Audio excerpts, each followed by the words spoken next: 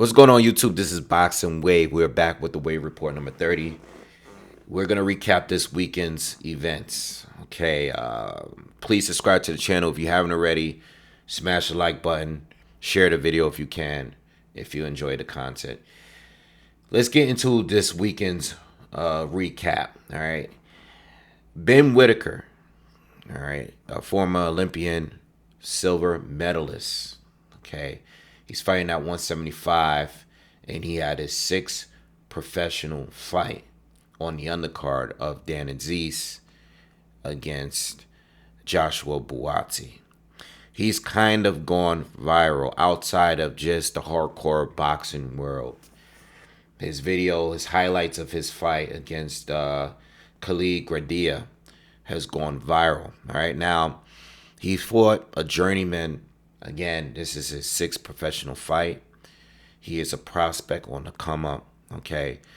But his fight has gone viral because the amount of showboating he's done. He's reminded me of Prince Nassim. We saw a little bit of Roy Jones in there. Just the way he was slipping shots and dancing and spinning around. And look, man, the showboating is not for everyone.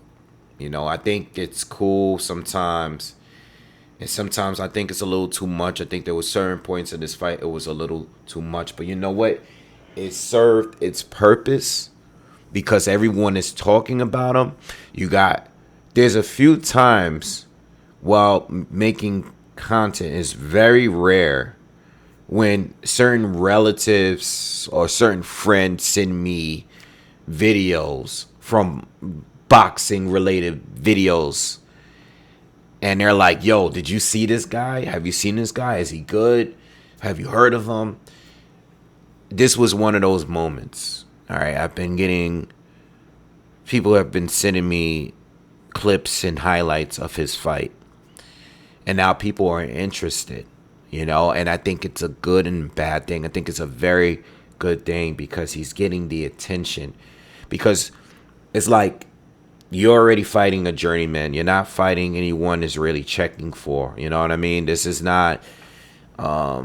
This is just another fight to prepare you and get you closer to that main stage, to the top contenders and stuff. This is just you're gaining your experience and stuff. So you might as well do something that's gonna attract the viewers. And now that you did that, now your name is out there. People are going to be checking for you in upcoming fights. People are going to remember you. So this is your route to stardom. And when you look like this and you look this dominant and you're putting on a show, it's like, okay, you're waking up people. So I think in that sense, it's good. But at the same time, what also happens is you do gain haters. There's some people that don't like showboating. There's certain people that want you to do that against a better quality contender. That's what people are going to say, and that's what people are saying. This is what I see when I'm reading the tweets or reading the comments on our post that you're in. People want you to do that against the top level fighters. So now people are going to be checking for you. And then I said this in my own video. Like, I hope he's not going to be like Josh Kelly, who's doing a lot of showboating. Maybe not on this level, but at some point. And still, he does a little bit of it. He showboated a lot until he started fighting some of the better fighters. And this is when he started to struggle in some of his fights. So, and then you got guys like, not even the showboaters. You got guys like Edgar Berlanga, who was knocking out guys. He went like 16-0 with 16 knockouts. So they were promoting him as a knockout artist in the first round. And then as soon as they stepped him up and he had to box and actually go some rounds, he started not to look so good. So it's a good and a bad thing, because now people have created this standard of you of looking this good. And they're going to want you to keep that going as you level up in your opposition. So I think that is the one bad thing that comes with like these kind of performances that go viral. You know what I mean? So, I look forward to seeing him. I've seen him before. Again, I just, when I'm watching prospects, like I don't jump the gun too much. I've done that when I was younger, looking at prospects on the come up. I always mention like Andre Berto was probably my favorite prospect at of all time because he was legit a guy I was watching like very early on, and yeah, obviously when he stepped up, yes, he became a champion. I think he was even like a two-time champion or something like that. But at the end of the day, he didn't live up to the hype, and it's okay. He still had a great career. He still made a lot of money. But there was a time where I thought he was going to be the next Floyd Mayweather, and that just goes to show I was much younger back then. But again, that's just I look at prospect and I'm like, I'm looking at the good, I'm looking at the bad. I know you got guys like Abdullah Mason right now who's on the come up, and people are talking about him a lot, and it's like I'm still like waiting, like, oh, he looks good, but I want to see more. I'm just gonna keep watching him, keeping my eye on him, and that's how I am with Ben Whittaker. I'm like, he looks phenomenal, but I'm gonna keep my eye on him. That's kind of the way I play it now with the prospects, no matter how crazy good they look. Sometimes very early on they look like they can beat contenders, or ex former champions on their way out. And sometimes they end up being a little overrated once they get in there with a real good fighter. So, especially when you're a showboater, it's tricky, because some fighters look better against lower opposition than some other fighters do against that same opposition. Like some fighters, Ben Whittaker could lose to a guy that wouldn't look as good against that common opponent. Some people are just, they know how to look so good at the lower level. And I think like Josh Kelly, I bring him up is because I think he's one of those guys because he looks great and he can be in front of a guy and he's moving and you can't hit him and everything. And then once he stepped up, he's getting hit with everything, and it's like, that's what certain fighters do. It's about how you look against the top guys. But I think Ben Whittaker is doing the right thing because it's getting people to watch him. So I don't necessarily have a problem with it. I think sometimes it could be a little too much. When he was like spinning around and stuff, I was like, all right, he's getting too much. And I knew the ref at some point, like he hit him at the top of his head. Like, I think sometimes it's a little too much, but you know what? It's part of the game. And, I'm a big fan of Roy Jones. I'm a big fan of Sweet Pea.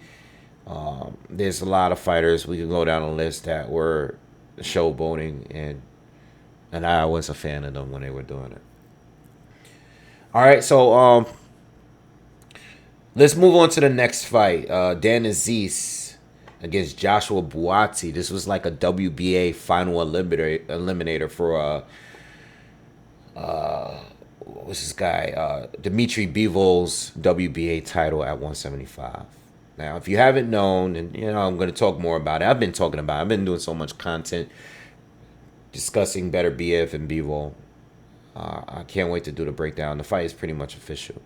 So we're going to get an undisputed fight in a few months in Saudi Arabia between those two guys. But now Joshua Buatsi, who was already in position to fight for Bivol's title, is even closer to it at this point. I don't know what he's gonna do. I think I don't know. He has options. He could go straight to Bivol maybe next, or the winner of that fight next, or he can fight some of his British colleagues. Some of the British fighters like Callum Smith or Anthony Yarde is the name that is coming up a lot. And it's been came up. I've made content. I've talked about this fight. I really want to see this fight. Yarde, love Yarde. Probably one of my favorite British fighters. Period. Right now. I know he gets a lot of hate. Because he's not consistently fighting good opponents. I know that. I would not lie to you. You know, Yarde, in between the Kovalev fight, in between the Better Be a fight, he's he's just taking tune-up fights. You know, for the most part. For the most part, except Lyndon Arthur. But I get it. I get it. But he overall is fun to watch. You know, I even flew out to London to see his fight, and I would love to see a Joshua Buatsi fight with Anthony Yarde or even Callum Smith. You know, the three of them are powerful. The three of them can be pretty explosive. You know, and I don't think either. You know, I don't think Buatsi would beat Bivol or Beterbiev. I just think he's a level below them, just like everybody else in the division. He hasn't had his shot yet against them, but Dan Azeez was a good opponent. You know, I think Dan, Craig Richards, you know, I think those guys were good opponents for Buatsi. And, you know, I think he's still working on a lot of things. I've criticized him in his lack of head movement, upper body movement. I've criticized him, and I still will criticize him for his punch volume is kind of low. It's been kind of low lately. I don't know. You know, I don't know exactly what it is. His conditioning just doesn't seem that great. But you know, hopefully he works on that. You know, this fight with Dan Azeez was pretty good, man. I did do a quick prediction right before the fight. I actually thought that Buatsi had a good chance of stopping Azeez before the fight. He definitely had moments in the 12th round where I thought that he might have gotten, so I think that was his best round. But you know what? It was a good fight. It was very competitive. I think of the unfortunate part of this fight was the ring, the slipping. All right, it was just too much, man. It just looked like they were fighting on ice. If you look at the 8th round up, I think the 8th round, the 8th and 9th round, it seemed like every round at that point, they were both having issues slipping around on the mat. It was being wiped down. It didn't really matter. These guys were slipping all over the place, and it caused, in my opinion, it caused Dan Azeez around in the 11th round, and the round that I thought he was winning. I think at this point of this fight, the momentum is in Dan Azeez's favor. You know, prior to the 9th round, I've only had given Dan Azeez maybe a couple of rounds or so, and then, you know, and these are close rounds, by the way. It's not like, you know, I think the fight was very competitive, but I think for the most part, Joshua Buatsi was edging out most rounds, but Azeez had his moments. I just think Joshua was edging him out.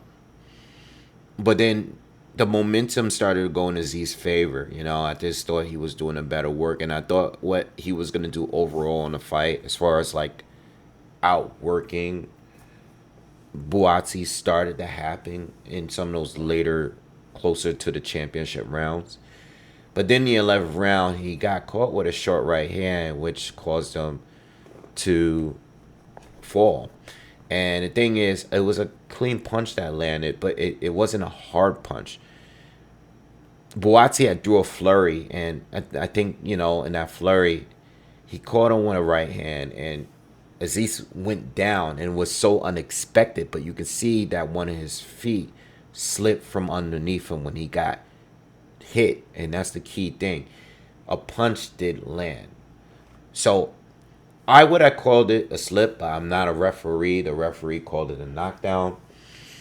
And then later on in that round, closing out the round, there was exchange between the two, where the last punch kind of hit Azeez in an angle where he was off balance, like maybe in the shoulder or his back, and he like flew down, and that was scored a knockdown as well. So there's two disputable knockdowns in the 11th round. Now, mind you, I think Joshua Buatsi won the fight clear, even without the knockdowns. I think 7 rounds to 5, maybe 8 rounds to 4, in my opinion. That's just the way I scored it. I think you could go either way with that. But that's the way I look at it. 7 rounds to 5, 8 rounds to 4. But that 11th round would have been an Azeez round if it wasn't for the knockdowns. All right.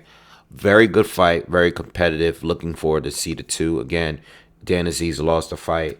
I wouldn't mind seeing him in there with Yarde or Callum Smith. If he can't, I don't know what they're gonna do, but that's still a good fight. That's still a good fight too. All right, I don't know what Buatsi is going to do. I don't know if he's going to go straight to Bivol. I don't know if he's going to try to get that Yarde fight. I personally would rather see the Yarde fight because when it comes to a lot of these guys, Yarde has had his fair share of title fights. So I want to see Yarde beat someone really credible. That's not a champion. That's like the one thing I want from him. You can say Lyndon Arthur is credible because he is, but I think it was more like Lyndon was a step below Kovalev and Beterbiev, and he was a step above everybody else that Yarde had faced. But I still want to see Yarde fight someone that's bringing just a little bit more.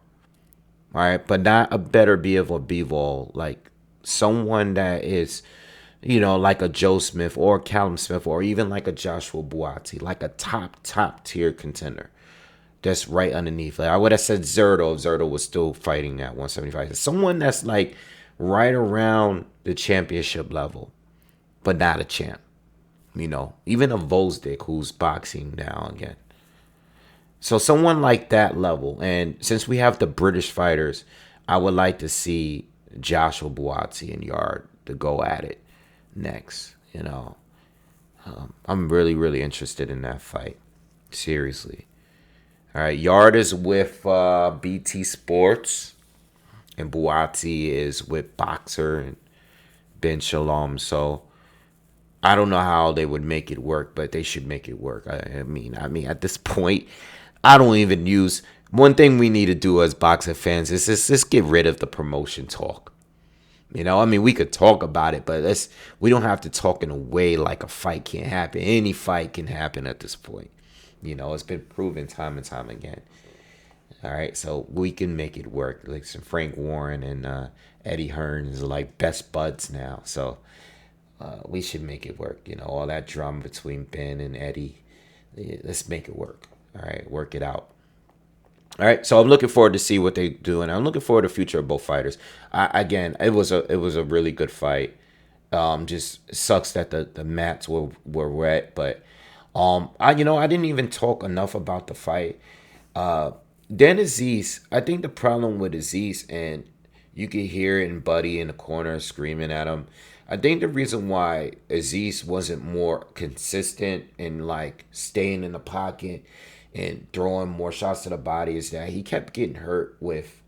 He kept getting not hurt, but maybe caught with good hooks, and not only that, but the commentary wasn't giving Buatsi enough credit for the body shots that he was landing. I think Buatsi, stronger, bigger, more powerful puncher. Every time he landed, you can tell that it had a little bit of effect on Azeez. Azeez just couldn't have his way against Buatsi because Buatsi punches hard, and he clearly had the more effective shots. So even though Azeez had some momentum at certain points in periods of this fight and rounds, it was hard to be consistent because he would get caught, especially with the hook. The hook is what really threw him off. And you would see sometimes he'll come in and, like I said before the fight, I was expecting him to pick up the pace later in the fight and steal some rounds by just being more active. But it seemed like whenever he got caught with a good shot, he would kind of back off, and I think mainly that. Like, he had a good jab. He landed some good right hands to the body. His timing was on point. Some good uppercuts as well. His timing was definitely on point at certain periods of the rounds. But then Buatsi, the way he was putting his punches together was better. The power more effective on the shots. The body punches. I just think that Buatsi overall was just more effective. His shots were just more meaningful, and I'd edged him a lot of rounds. All right, but really good fight, competitive, and it was just a fun fight. All right, congrats to both of them. Even with the loss, Azeez, performed good. All right, So let's move on to the next topic, and this is it's gonna drag into some other things. Conor Benn fight Pistol Pete Dobson for the Bronx. A lot of unknowns going into this fight. I did do not really a breakdown prediction. I was leaning towards Conor to win. I didn't know how Conor would win. I didn't know if he was going to win on points. I didn't know he was going to win on knockout. I didn't know how the fight was really going to go. But I was picking Conor to win based on what I seen from Pete. Pete doesn't have a lot on there on the internet for me to see. I found Pete on Instagram. I was just seeing some posts on him, and when I saw he was from the Bronx, I was just following him simply because of that. And I started watching some of his stuff on YouTube a while back just to see who he was, because I seen his pictures with all these fighters. I was like, oh, let me check this dude out. And I didn't see nothing special, but I realized how confident he was going into the fight, how much bigger he was than Conor. And I was like, all right, maybe this guy got something that I don't see. I know on BoxRec he wasn't really that active, but he did say he had a recent fight in Russia. So I was like, all right, let's see what this guy can do. He's bigger than Conor, and he's talking about IQ. I mean, he's saying all the right things. And he's talking about the flaws that Conor have that I actually agree with, and I've said this in past breakdowns for Conor. So I'm watching the fight, and Conor's coming out first few rounds, being very aggressive, but kind of looking sloppy. It just, I'm not gonna lie, man. I didn't like how he looked. And I didn't like how he looked against Gabe. What's his face? I can't think of the fighter's name right now. I'll pull him up real quick.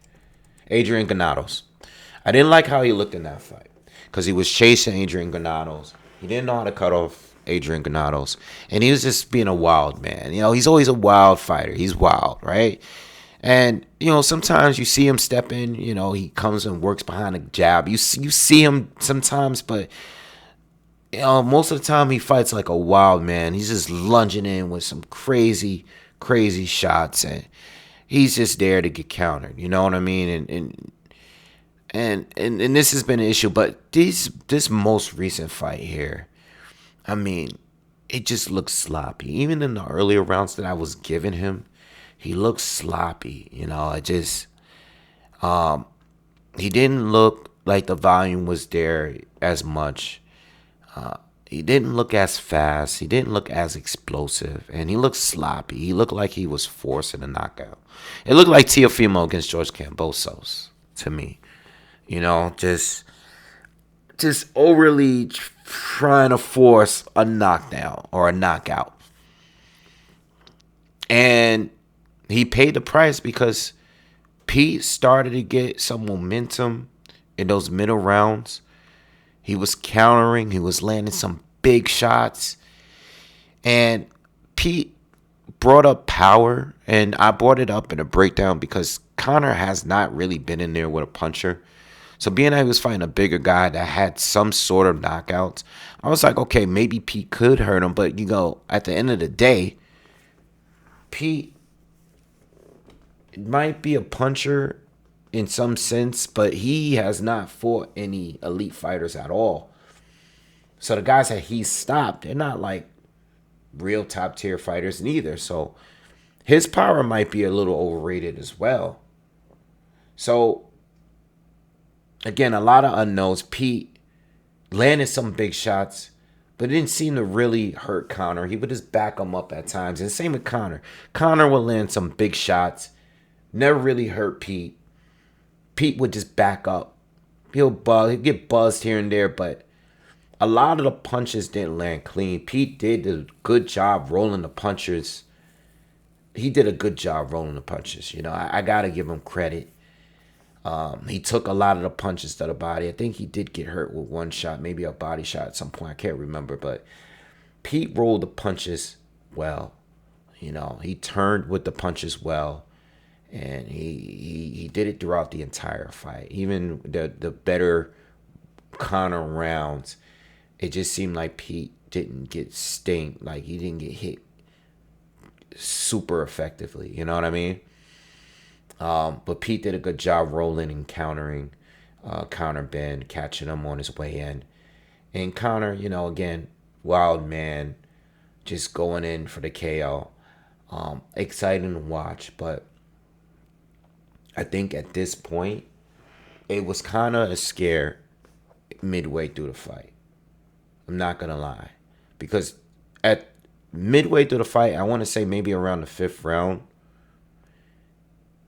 I would say to myself, you know, not for nothing, but if Pete has any kind of real power, he's landing knockout blows.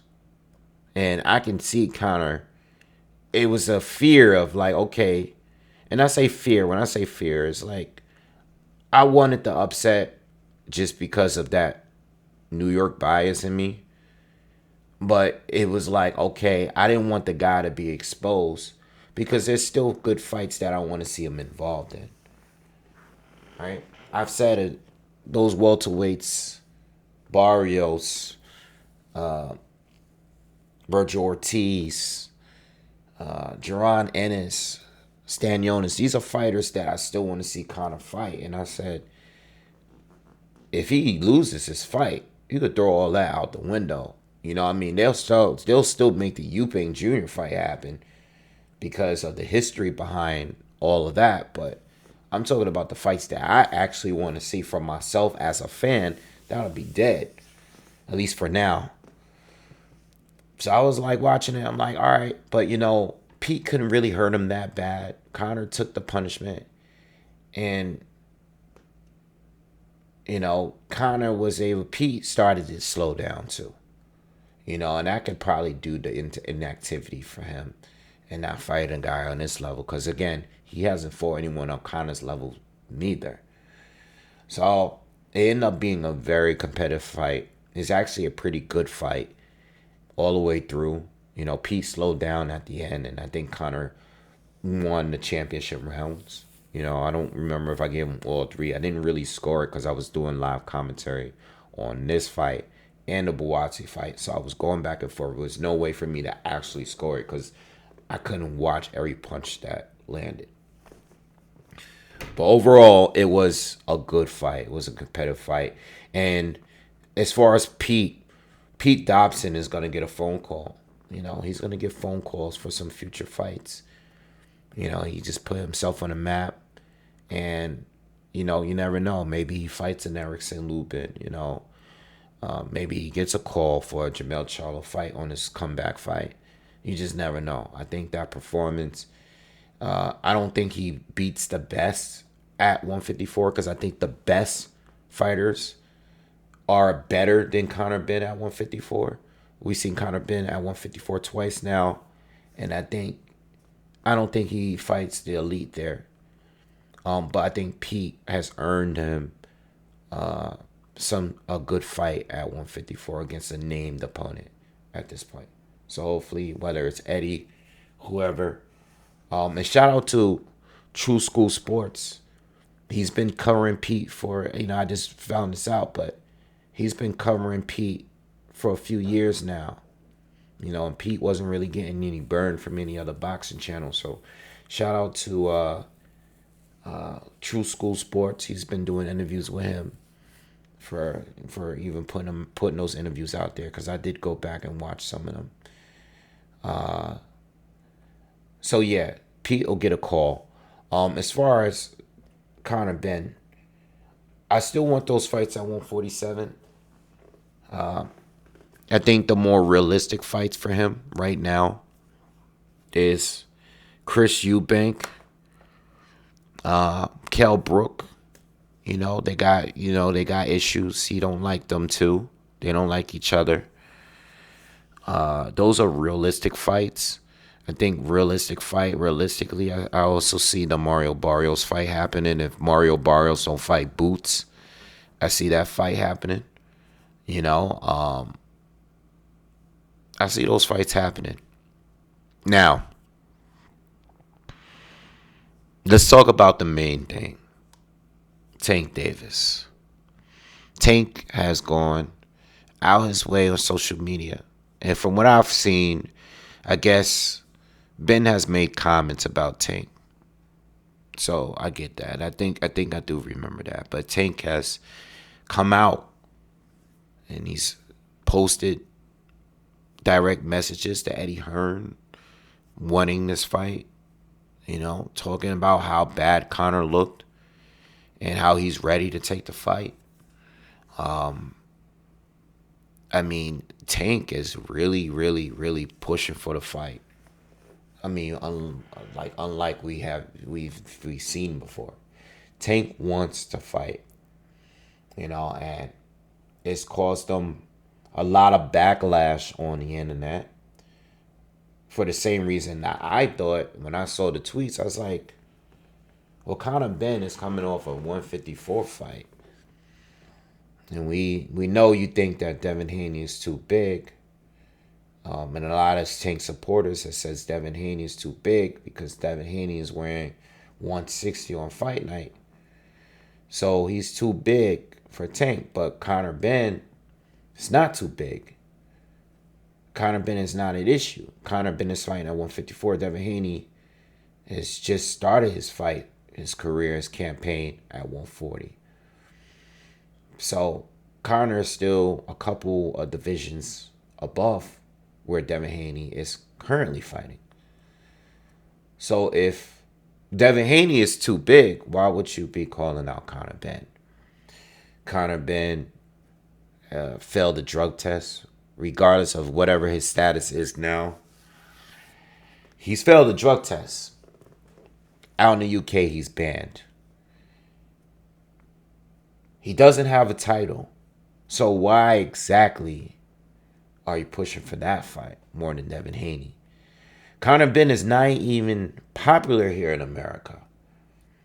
This is where he's fighting, here in America.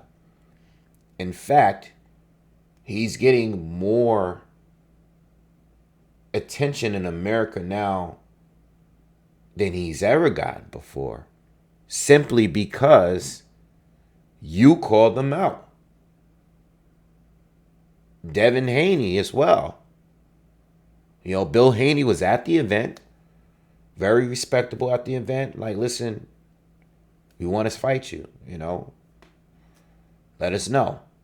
Devin Haney took a different approach, went on Twitter, said that Conor didn't look the same without the eggs. So, they both made comments about him not looking as good without the juice, without being on something.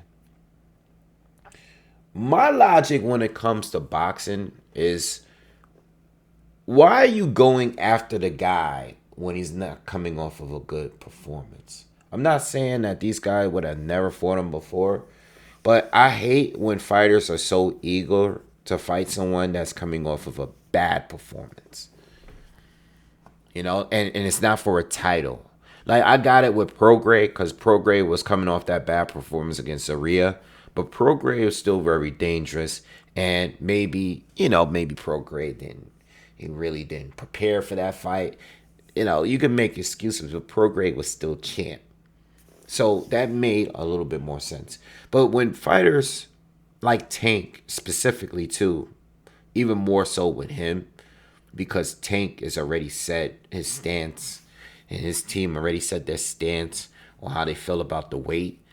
And it's like the guy's coming off a not so good performance. He looked very beatable in this fight specifically, even more so than the Orozco fight. He looked beatable, very beatable. So now you want it, and that annoys me. I like when the fighters that call out the fighter that is looking really good, like when Devin Haney looked great against Regis Prograis. That's when you should be calling him out. Like, that's the guy right there. That's that guy. But when Conor Benn, who's relatively unknown in the U.S. outside of the hardcore boxing fans, why you guys are jumping up to call him, to fight him? Why? You can't even say it's a big money fight, because here in the U.S., it's not. It's not more like, it's not a bigger fight than Devin Haney and Tank Davis. I don't think it is. In the UK, it might be, but in the US, Conor's out here fighting in small arenas, very, very small arenas. Now, Tank is going to do his numbers based on who he is, and they're going to sell based on who he is, but Tank can do that with anybody. He could fight Pitbull Cruz again or Rolly Romero again, and people are going to come out to see him fight in a bigger arena. Not in one of the smallest spots in Vegas. And that's not a diss. That's just me being honest. So, look, man, when it comes to Conor and Benn moving forward, obviously he has options. You got guys with names that want to fight him because he's coming off a not so good performance. And then he still got the UK fights, like the Kell Brook fight, like the Eubank fight, that he can still do. Does he do those fights first, or does he come back down to 147 and fight a top tier welterweight, or have a Haney or a Tank move up to fight him? He has a lot of options. One thing I will say is it's time for Conor Benn to come back down to 147. Because whether you want to blame it on weight or if you want to blame it on PEDs, 154 is not working for him. He's not a big fighter at 147. His power is not showing. We don't see the power at 154. He needs to be at 147. He needs to get back down. I don't see the power. Some of you are going to say it's because of the eggs. It could be because of the eggs. It could be because of whatever it is he was taking and he's not taking it anymore. All right? So maybe he's not as explosive. I mean, he's not as powerful. And plus, you're fighting bigger guys that are more durable on top of that. They're not going to they're just not going to fall apart the moment you hit them with a good shot. This is not Chris Van Heerden. This is not Chris Algieri. This is not Samuel Vargas. Those guys are bigger. And they're not even the elite guys at 154. So time to come back down to 147. You have plenty of options. I think if you're just going to stay at 154, fight Virgil Ortiz, fight Kell Brook, or you have to go up to fight, what's this guy named? Chris Eubank Jr. If Chris Eubank Jr. and Kell Brook don't fight each other, because that's still another option too. But at 147, I'm cool with all the options. You got Boots, you got Stanionis, you got all those guys. You got Mario Barrios, who's very realistic. I think that fight, as far as competitiveness, is a great way to gauge how good you really are. I think that is probably the most even fight out of all of the options right now. All right, but all the other fights is based on names, and that's the way to go.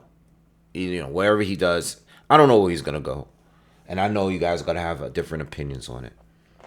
All right, but he has a million options. He has a million options, and when you have a name and you're popular where you're from, I think people are always gonna jump on the opportunities to fight you, especially when you're coming off a poor performance. Right? He didn't look good. He didn't look good. Yeah, he did. I gotta give him credit for winning the fight and doing what he had to do. And I'm not trying to take anything away from Pete and what he did, but Conor looked really, really sloppy. He did. Right? I don't think anyone was really impressed with that performance. You know. And I think maybe it's a wake up call to start working on your game. You know, just my opinion. All right. Anyway, that is the end of this episode. I'll see you guys on the next one. Again, subscribe to the channel. I'm out. Peace.